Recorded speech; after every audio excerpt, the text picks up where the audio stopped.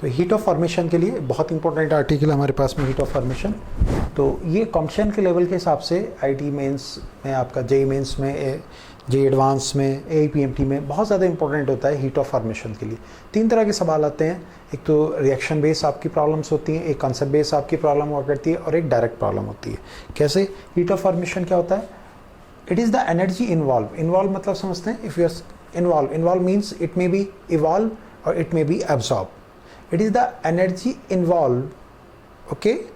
It is the energy involved in the formation of 1 mole of a substance.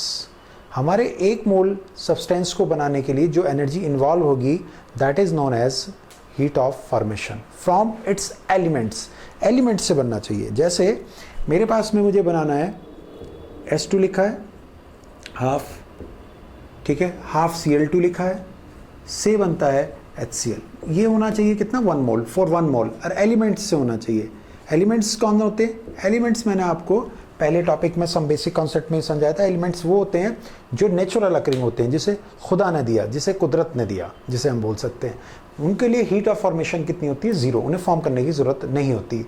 जैसे hydrogen का elemental form है H2 gas, chlorine का elemental form है Cl2 gas, bromine का elemental form है, ध्यान रखेंगे, Br2 लिक्विड, और आयोडीन का एलिमेंटल फॉर्म है I2 सॉलिड। ये ध्यान देने वाली बातें हैं। Cl2 एलिमेंटल फॉर्म में गैस होता है, Br2 एलिमेंटल फॉर्म में लिक्विड होता है, और I2 एलिमेंटल फॉर्म में एक सॉलिड होता है। इस चीज़ का हमें ध्यान रखे रहेंगे। अगर मैं सोडियम की बात करता हूं तो सोडियम अपने आप में कैसा होता है? सॉलिड होता है। मेटल्स हमेशा सॉलिड फॉर्म में मिलेंगे हमारे पास में। कार्बन अगर मैं लूंगा तो carbon as a graphite form जो कार्बन की होती है वो एलिमेंटल फॉर्म हुआ करती है। सल्फर की अगर हम बात करेंगे तो सल्फर की बहुत सारी, जैसे कार्बन की बहुत सारी फॉर्म है, ऐसी ही सल्फर की बहुत सारी, तो उसमें ऑर्थोरोम्बिक हमारी क्या होती है? एलिमेंटल फॉर्म हुआ करती है। तो ये हमारे पास में एलिमेंटल फॉर्म है, और इन एलिमेंटल फॉर्म की हीट ऑफ फॉर्मेशन हमेशा क्या होती है? 0 हुआ करती है। तो इस चीज़ का आप ध्यान रखे रहेंगे, इसे आप कंफ्यूज नहीं करेंगे। तो इसको आप हमेशा अपने दिमाग में फिट करके प्रॉब्लम को सॉल्व करेंगे। कैसे? मान लीजिए हमारे पास में हीट ऑफ फॉर्मेशन के रेस्पेक्टिव बात करी जाती है, तो हम जब भी बात कर रहे होते हैं हमारे पास में हमसे कहेगा heat of formation, correct for heat of formation. Example दिया हुआ है H2 + O H2O है, H2 + half O2 = H2O है, H2 + Cl2 = 2HCl है, HF = HF है, ठीक है। तो हमसे कहता है इनमें से कौन सही है। चलिए बात करते हैं। A हमारे पास दिया है H2 + O H2O, B हमारे पास में दिया है H2 + Cl2, sorry H2 + half O2 = H2O, C H2 + Cl2 = 2HCl, and D H + F = HF। तो ये हमारे पास में एलिमेंटल फॉर्म है, बिल्कुल सही है। ये हमारा 1 बन रहा, बिल्कुल सही है, लेकिन ये एलिमेंटल फॉर्म नहीं है। ऑक्सीजन के लिए एलिमेंटल फॉर्म क्या होना चाहिए? O2 gas. यहां पर देखें तो ये एलिमेंटल फॉर्म है, ये हमारे पास एलिमेंटल फॉर्म है, और ये 1 बन रहा, बिल्कुल सही है। ये सही है, ये सही नहीं है। H2 हमारे पास में एलिमेंटल है, Cl2 हमारे पास एलिमेंटल है, HCl सही बन रहा है, लेकिन ये 2 बन रहे हैं 2, इसलिए गलत है। यहाँ H है, यहाँ F है, HF बन रहा है, गलत है। एलिमेंटल फॉर्म होना चाहिए। एलिमेंटल फॉर्म का मतलब ये है H2 + half O2 = H2O। ये H का एलिमेंटल फॉर्म है, ये ऑक्सीजन का एलिमेंटल फॉर्म है, और H2 हमारा कितना बनता है? 1 मोल बनता है। तो ये हमारा इस तरह से क्या हो जाएगा? ये हमारा हीट ऑफ फॉर्मेशन का फंडा होता है। एलिमेंटल फॉर्म होना चाहिए, बनने वाला 1 होना चाहिए, ठीक है। नेक्स्ट हमारे पास में जैसा एग्जांपल दिया H2 + Cl2 = 2HCl, H2 + Cl2 = 2HCl। Heat of the reaction हमारे पास में कितना है? -40। हीट ऑफ फॉर्मेशन हमें कह रहा है, हीट ऑफ फॉर्मेशन कितना होगा? हीट ऑफ फॉर्मेशन का मतलब रिएक्शन कैसे होना चाहिए था? Half H2 + half Cl2 = HCl। Means बनने वाला कितना होना चाहिए? 1 होने का मतलब क्या है? अगर मैं इस रिएक्शन को देखूं तो यहाँ 2 होने पर एनर्जी 40 है, डिवाइड कर दूंगा मैं 2 से, तो एनर्जी कितनी हो जाएगी? -20। तो हीट ऑफ फॉर्मेशन क्या होता है? To form the 1। एक सिंगल बनाने के लिए जितनी हीट की जरूरत पड़ती है दैट इज नोन एज, या जितनी भी हीट इन्वॉल्व होती है that is known as heat of formation. Since we are having 2 moles of HCl, so this is not the heat of formation. For heat of formation it should be 1, तो divide by 2 is equal to -20. -20 is the heat of formation। ये हमारे पास में है, ठीक है। ये हमारे पास में क्वेश्चन के रिस्पेक्टिव हम बात कर सकते हैं। हमारे पास में एक और बात जो इसमें इंपॉर्टेंट आती है हीट ऑफ फॉर्मेशन में, वो ये आया करती है कि मेरे पास में अगर कोई A प्लस B से C बनता है, then heat of the reaction, इस रिएक्शन की हीट क्या होती है, heat of formation of product minus heat of formation of reactant. Product में हमारे पास में ये है, रिएक्टेंट में ये दोनों है। सपोज मेरे पास में कहीं पर ये दिया हुआ है क्या, S2 plus O2 is equal to H2O, ये दिया हुआ है, ये हाफ है।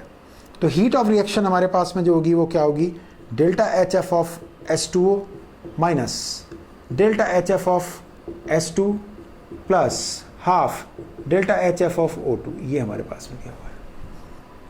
ये हमारे पास हीट ऑफ फॉर्मेशन इसकी सही है, लेकिन heat of formation of S2 की अगर मैं बात करता हूं, दिस इज H2 एक एलिमेंटल है, इसलिए इसकी हीट ऑफ फॉर्मेशन क्या होगी, 0। O2 एलिमेंटल है, इसकी हीट ऑफ फॉर्मेशन क्या होगी, 0। तो हीट ऑफ रिएक्शन जो इस समय आएगी वो डेल्टा HF ऑफ S2 होगी, मतलब heat of formation of S2 होगी। इसकी और इसकी हीट ऑफ फॉर्मेशन हमारे पास में कितनी हुआ करती है, 0 हुआ करती है। तो ये हमारे पास में इस समय एक फंडामेंटली बात क्लियर होकर के हमारे सामने आती है। ठीक है, क्या कि हीट ऑफ फॉर्मेशन के लिए heat of formation of product minus heat of formation of reactant, ये हमारे पास में दिया हुआ है। चलिए अब इससे नेक्स्ट हम अगर बात करते हैं किसी भी तरह की हीट ऑफ फॉर्मेशन में, तो वो हमारे पास में क्या होती है कि हमें ये ध्यान देना पड़ता है सारे कॉन्सेप्ट्स के अंदर कि हमारे पास में जो भी चीज़ दी हुई है वो हमें फंडामेंटली क्लियर होनी चाहिए। ठीक है, अभी थोड़ी देर पहले मैं आपसे बोल रहा था क्या कि delta H is equal to क्या होता है, delta E plus delta NgRT, ये हमारे पास में दिया हुआ है। ठीक है, हमसे कहता है अमोनिया की हीट ऑफ फॉर्मेशन के रेस्पेक्टिव रिलेशन डेवलप करिए। What is the relation when ammonia is form between delta H and delta E? तो N2 plus H2 is equal to 2NH3, this is the equation. For heat of formation, the product should be 1. That's why half N2 3/2H2 से NH3 बनेगा। यहां पर जो delta Ng होता है वो क्या होता है, gaseous product minus gaseous reactant. Gaseous product मेरे पास में कितने 2 हैं और रिएक्टेंट मेरे पास में कितना है, दिस प्लस दिस। नहीं, ये गलत है, this is wrong. Heat of formation की जब बात चल रही है तो हमारे पास में बनने वाला कितना है, 1 है। तो डेल्टा Ng हमारे पास में क्या होगा, delta Ng is equal to product is 1 minus reactant is what, half plus 3/2 means 1 minus this is what 2 is equal to -1। ये -1 हमारा आता है। तो इसकी अगर मैं रिलेशन की बात करूं तो delta H is equal to delta E -1 RT, it means delta H minus delta E is equal to -RT। ये हमारे पास में एक रिलेशन डेवलप होकर के आ गया। क्या रिलेशन डेवलप होकर के आ गया, डेल्टा H और डेल्टा E के बीच में रिलेशन क्या होगा, हम उसको निकाल सकते हैं। तो हमारे पास में क्या हुआ, delta H minus delta E is equal to delta NgRT। Delta Ng का मतलब है प्रोडक्ट माइनस रिएक्टेंट। रिएक्शन तो ऐसे हुई, लेकिन हीट ऑफ फॉर्मेशन नाम का जब वर्ड लग गया, it means it should be 1, 2 से डिवाइड कर दिया और ये रिलेशन इस तरह से निकल करके आ गया।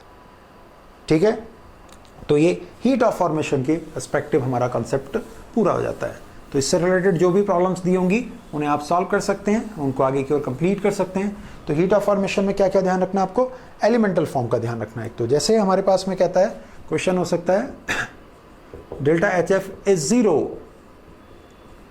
For A Cl2 gas, B Br2 gas, C O2 gas, D A and C, इस तरह से। तो एलिमेंटल फॉर्म के लिए हीट ऑफ फॉर्मेशन 0 होता है। तो Cl2 गैस फॉर्म में एलिमेंटल है, बिल्कुल सही है। Br2 लिक्विड होना चाहिए था, ये गलत है। O2 गैस होता है, it means answer is D। D answer is correct, D हमारे पास में करेक्ट है। क्या, heat of formation is 0 for A and C, क्योंकि A में Cl2 गैस है और C में O2 गैस है। B में Br2 गैस है और Br2 as a gas elemental form नहीं होता है, एलिमेंटल फॉर्म नहीं होता है। ठीक है।